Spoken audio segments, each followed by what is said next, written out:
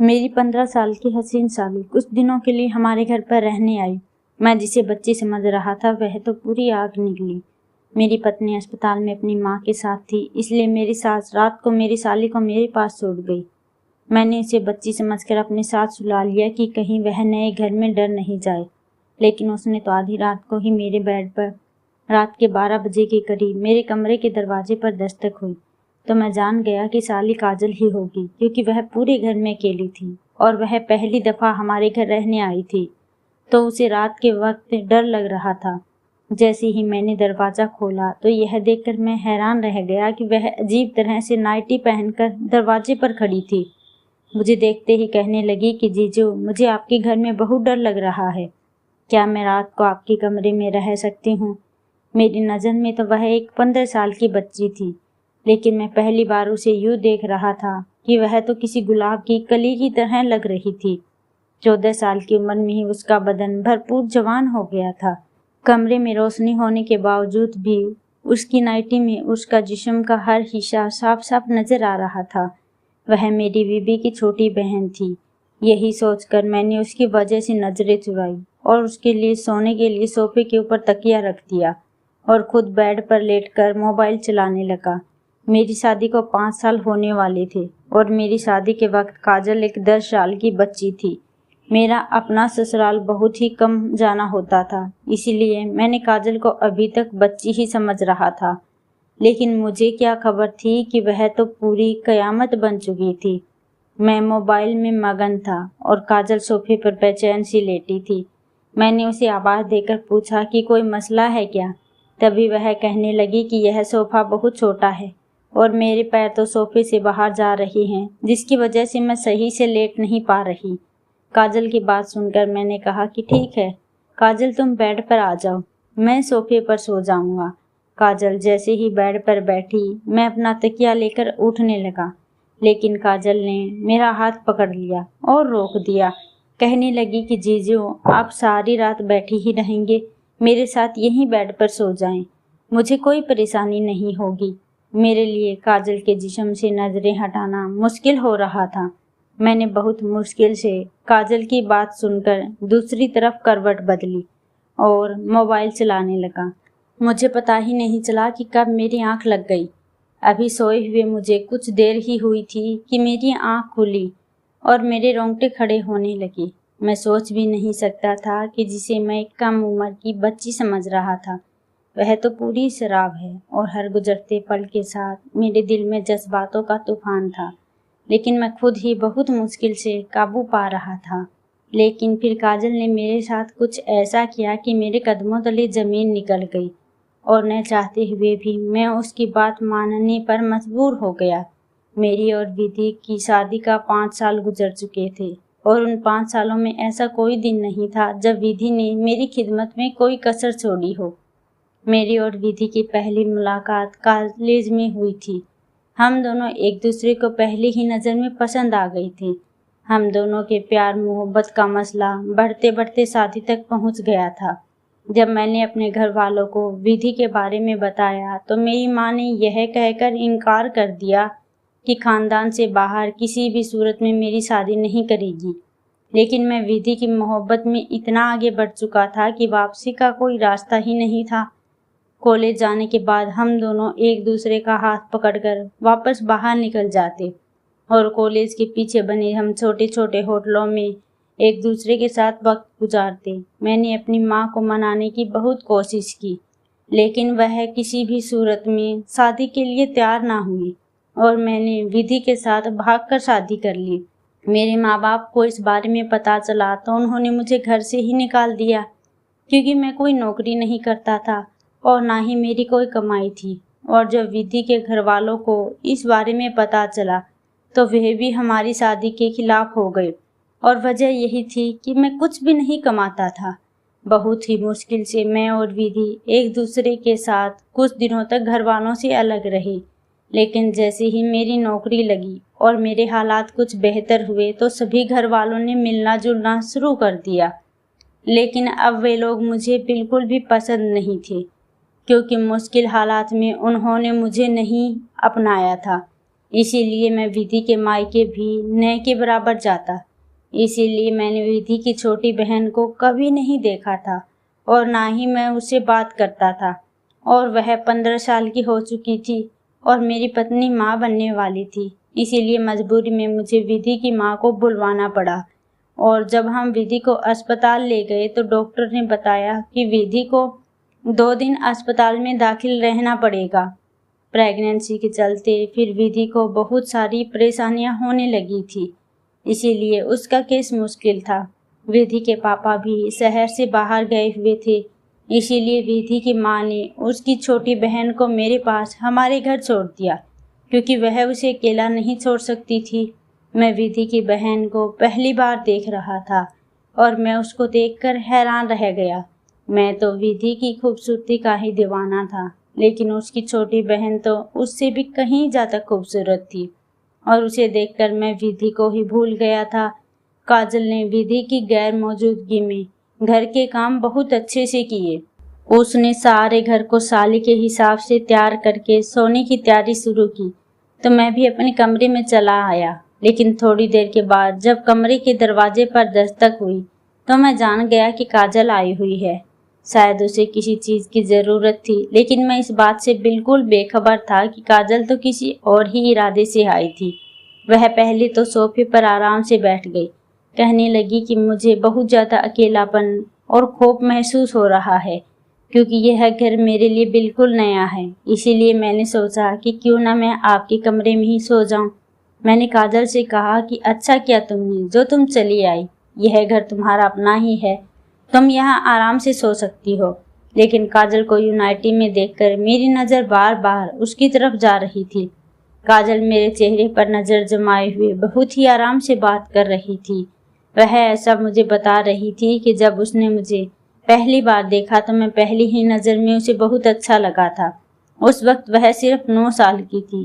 कहने लगी कि मुझे देखते ही उसने मुझे पसंद किया था। उसे खुशी हुई कि उसकी बहन की किस्मत इतनी अच्छी है। काजल कहने लगी कि उस दिन के बाद आप मेरे ख्यालों में बैठ गए। काजल मुझसे बात करते करते अपनी नाइटी की डोरी से भी खेलने लगी और मुझसे कह रही थी कि वह मेरी बड़ी बड़ी आंखें उसके दिमाग में हमेशा के लिए बैठ गई थी। वह कहने लगी कि उसने कई बार अपने पापा से मेरे लिए झगड़ा भी किया, क्योंकि वह चाहती थी कि उसके पापा मुझे माफ़ करके हमेशा के लिए अपना ले, क्योंकि वह मुझे दोबारा देखने के लिए बहुत बेचैन थी। मुझसे बातें करते करते वह तो फिर से लेट गई और मैं बहुत ही मुश्किल से उस पर से नजरें चुराकर अपने फोन में ध्यान देने लगा। कमरे का माहौल अचानक ही बहुत गर्म हो गया था। काजल एक जलती हुई आग थी जो मुझे अंदर तक जला रही थी। मैं तो उसे बच्ची समझ रहा था। थोड़ी देर में वह बेचैनी से करवट लेने लगी। मेरा ध्यान बार बार काजल की तरफ जा रहा था और जब मैंने उसे बेचैन देखा तब पूछा कि क्या हुआ, तो वह कहने लगी कि सोफा बहुत ज़्यादा छोटा है, मैं इस पर नहीं सो सकती। मैंने कहा कि तुम बेड पर आकर सो जाओ, मैं सोफे पर सो जाऊंगा। लेकिन जैसे ही मैं उठकर सोफे की तरफ जाने लगा तो काजल ने मेरा हाथ पकड़ लिया और कहने लगी कि जीजू, आपको तकलीफ उठाने की क्या ज़रूरत है, यह आपका अपना घर है, आप यहीं सो जाएं। मैं दूसरी तरफ लेट जाती हूँ। मैं खुद भी आराम करना चाहता था। सारा दिन विधि के पीछे मैं अस्पताल में काफ़ी भागदौड़ कर चुका था, इसीलिए मैं बेड पर लेट गया और अपना फ़ोन चलाने लगा। काजल की मौजूदगी में अपने जज्बात पर काबू रखना मेरे लिए मुश्किल था। जैसे जैसे वक्त गुजर रहा था, फ़ोन चलाते चलाते मुझे कब नींद आ गई पता ही नहीं चला। और जब मेरी आँख खुली तो मुझे ऐसे महसूस हुआ कि जैसे कोई मेरे जिस्म पर हाथ रख रहा हो।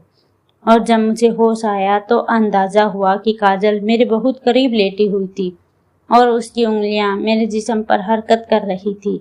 मेरे अंदर एक धुआं सा उठने लगा। काजल जानबूझकर मेरे जज्बात को भर रही थी। वह अपने दिल के जज्बात बातों बातों में पहले ही बयां कर चुकी थी कि वह मुझे पसंद करती है, और अब रात के अंधेरे में वह इस तरह मेरे करीब आकर यह साबित कर रही थी कि उसके दिल में मेरे लिए बहुत कुछ था। मैं एक मर्द था और बहुत कोशिश के बावजूद भी मैं खुद को काजल से दूर नहीं कर सकता और मैं भी करवट बदलकर उसके करीब हो गया। काजल तो जैसे इसी बात के इंतजार में थी, जैसे उसे पता हो चला कि मैं उसका साथ देने के लिए तैयार हूँ और ऐसे ही हम दोनों अपना मकसद हासिल कर चुके थे। तो काजल ने अपने फ़ोन से मेरे साथ कई तस्वीरें खींची जिसमें हम दोनों एक दूसरे की बाहों में थे। मैंने काजल से कहा कि इस तरह की तस्वीर फ़ोन में नहीं खींचे, लेकिन काजल कहने लगी कि मैं उसके साथ नहीं हूँ। वह मेरे साथ उन तस्वीरों को देखकर अपने बीते पलों को याद रखेगी। मैं उसकी एक एक अदा पर फिदा हो गया। वह पूरी तरह अपनी जवानी मुझ पर लुटा चुकी थी और मैं उसके अंदर इतना मदहोश हो गया कि अपनी बीबी को भी भूल गया कि वह उस वक्त तकलीफ में अस्पताल में थी। वह कभी भी मेरे बच्चे को जन्म दे सकती थी। मुझे क्या खबर थी कि यहाँ से मेरी बर्बादी शुरू होने वाली है। जैसे ही मैं अस्पताल जाने के लिए निकला तो काजल ने मुझे आवाज़ देकर रोका और मेरे करीब आकर मुझे अपनी बाहों में भर लिया और मुझसे कहने लगी कि आप जाते जाते मुझे कुछ पैसे दे जाएं, मुझे बाजार जाना है। काजल की बात सुनते ही मैंने उसे 1000 के 5 नोट निकाल कर दिए। मेरे हाथों से नोट लेकर उसके चेहरे पर एक अजीब सी मुस्कुराहट बिखर गई थी। मैं सारे रास्ते खुशी से अस्पताल पहुंचा तो मेरी बीबी की हालत बहुत ही खराब थी। डॉक्टर ने बताया कि विधि जिंदगी और मौत के बीच लड़ रही है, कभी भी कुछ भी हो सकता है। विधि की माँ बहुत ज्यादा परेशान थी, जबकि अस्पताल में जाकर मेरी हालत भी खराब हो गई। मैं सारा दिन विधि के साथ रहा, लेकिन विधि की हालत पहले से बेहतर नहीं हुई। डॉक्टर ने कहा कि कुछ दिन और विधि को अस्पताल में रखना होगा। यह सुनकर न जाने क्यों मुझे अजीब सा सुकून महसूस हुआ कि विधि जितने दिन अस्पताल में रहेगी मुझे काजल के साथ रहने का मौका मिलेगा। मैंने डॉक्टर से कहा कि हाँ, मेरे बच्चे को कुछ नहीं होना चाहिए। मैं एक रात तक अस्पताल में रहा और फिर वापस घर आ गया। और वैसे भी विधि के साथ किसी औरत को ही रुकने की इजाज़त थी, इसलिए विधि की माँ का रुकना जरूरी था। और जब मैं अस्पताल से घर लौटा तो काजल बहुत खुश थी। उसने मुझे अपने एक एक कपड़े पहन कर दिखाए और वह बिल्कुल ही आराम से मेरे सामने बिना किसी दुपट्टे के घूम रही थी। वह बार बार मेरे करीब आती और मैं अपनी होश खोने लगता। अचानक ही वह मुझसे पूछने लगी कि विधि की अलमारी खोलकर देख सकती हूँ क्या। मैंने उसे कहा कि भला यह कोई पूछने की बात है, तुम्हारी बहन की ही तो अलमारी है। उसने कहा कि चाबी दो। फिर मैंने उसे चाबी दी और उसने विधि की अलमारी खोलकर एक एक चीज देखी। विधि जो कपड़े मेरे लिए रात को पहनती थी वह निकाल कर मुझे दिखाने लगी और मुझसे पूछने लगी कि आपको कौन सी पसंद है। मैंने एक छोटी सी नीले रंग की नाइटी पर हाथ रखा और उससे कहा कि विधि पर बहुत अच्छी लगती है। यह सुनते ही वह नाइटी उठाकर कमरे से निकल गई और जब काफी देर बाद वापस आई तो मेरी आंखें हैरानी से फैल गई। वह विधि की नाइटी पहने उससे कहीं ज्यादा हसीन लग रही थी। अचानक ही मेरे आगे जाकर मुस्कुराते हुए पूछने लगी कि बताओ, यह मेरे ऊपर ज्यादा जच रही है या दीदी पर। यह सुनते ही मैंने उसे अपनी बाहों में भरा और उससे कहा कि तुम्हारे ऊपर ज्यादा अच्छी लग रही है। विधि तो यह पहनकर इतनी अच्छी नहीं लगती थी, तुम तो बहुत ही अच्छी लग रही हो। मैंने उसके हाथ में पड़ा मोबाइल लेकर साथ के साइड टेबल पर रख दिया और खुद उस पर अपनी मोहब्बत लुटाने लगा। उसे इस नाइटी में देखकर मैं बिल्कुल बेकाबू हो गया था। मैं सोच भी नहीं सकता था कि 15 साल की उम्र में कोई लड़की इतनी हसीन भी हो सकती है। लेकिन काजल तो हुस्न की सारी हदें पार कर रही थी। सारी रात उस पर अपने जज्बात लुटाने के बाद मैं सुबह अस्पताल पहुंचा तो मुझे पता चला कि मेरी बीबी ने अभी अभी एक मरे हुए बच्चे को जन्म दिया है। यह सुनकर मेरी हालत खराब हो गई। मेरी बीबी की हालत तो बहुत ज़्यादा खराब थी। डॉक्टर उसे ठीक करने की कोशिश कर रही थी। शाम तक विधि की हालत कुछ बेहतर हुई तो उसे अस्पताल से छुट्टी मिल गई। मुझे अपने बच्चे के मरने का बहुत दुख था। मैं विधि को संभालते हुए घर ले आया। विधि को देखकर काजल का चेहरा उतर गया। उसने अजीब सी नज़र विधि पर डाली और कमरे में चली गई। मैंने विधि को कमरे में बिठा दिया। उसकी माँ ने मुझे विधि की दवाइयों के बारे में बताया। मैं विधि की माँ के साथ बाहर लॉन्ज में बैठा हुआ था। उसकी बातें सुन रहा था कि जब मैंने काजल को विधि के पास जाते हुए देखा तो मुझे कुछ खौफ महसूस हुआ, लेकिन मैं जानता था कि काजल ऐसी कोई बात विधि के आगे नहीं करेगी। थोड़ी देर में काजल वापस आई और अपनी माँ से कहने लगी कि चलो माँ, अब हम घर चलते हैं, और वे दोनों अपने घर चली गई। मैंने काजल को आखिरी बार अलविदा नज़रों से देखा, क्योंकि मैं जानता था कि अब हम दोनों का मिलना बहुत मुश्किल था। काजल को देखकर मैंने ठंडी आह भरी। थोड़ी देर के बाद जब मैं दूध का गिलास लिए अपने कमरे में पहुंचा तो विधि गुमसुम सी बैठी हुई थी। मैंने उससे कहा कि कोई बात नहीं, अगर एक औलाद चली गई तो ऊपर वाला हमें दूसरी औलाद दे देगा। मेरी बात सुनकर विधि ने मुझे बहुत अजीब नजरों से देखा और कहने लगी कि जो मैंने खो दिया है उसे दोबारा पाना मुमकिन ही नहीं है। विधि ने मुझे चौंका दिया। मैं उसके आगे बैठ गया और कहने लगा कि ऐसी बातें क्यों कर रही हो। तब विधि कहने लगी कि काजल मेरी सगी बहन नहीं बल्कि वह मेरी सौतेली बहन है। लेकिन काजल को बचपन से ही मुझसे बहुत नफरत थी, क्योंकि घर में हर चीज मेरी थी और उसे वह चीज चाहिए होती जो मेरे पास होती। उसे घर में कभी किसी चीज की कमी महसूस नहीं हुई, लेकिन उसके बावजूद भी वह मुझसे बहुत जलती थी।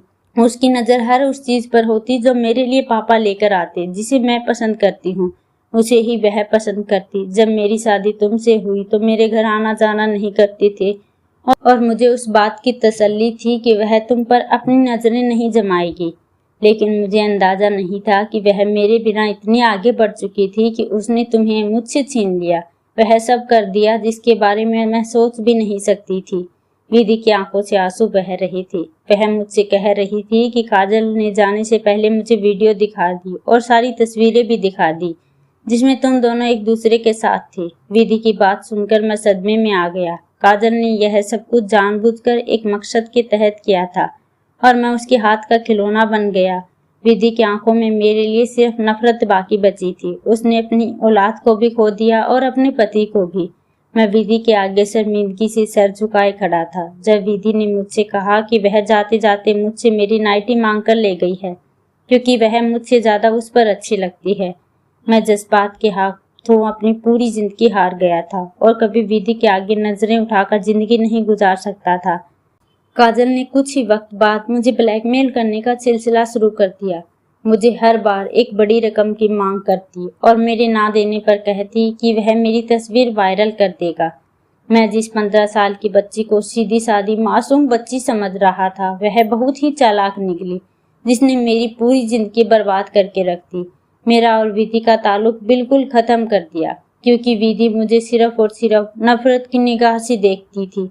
मैंने विधि को काजल के सारे इरादे बता दिए और फिर विधि ने घर जाकर काजल से सारी वीडियो तो डिलीट करवा दी, लेकिन मुझसे नफरत करनी नहीं छोड़ी। वह मेरे साथ तो रह रही थी लेकिन अब मुझ पर विश्वास नहीं कर पा रही थी।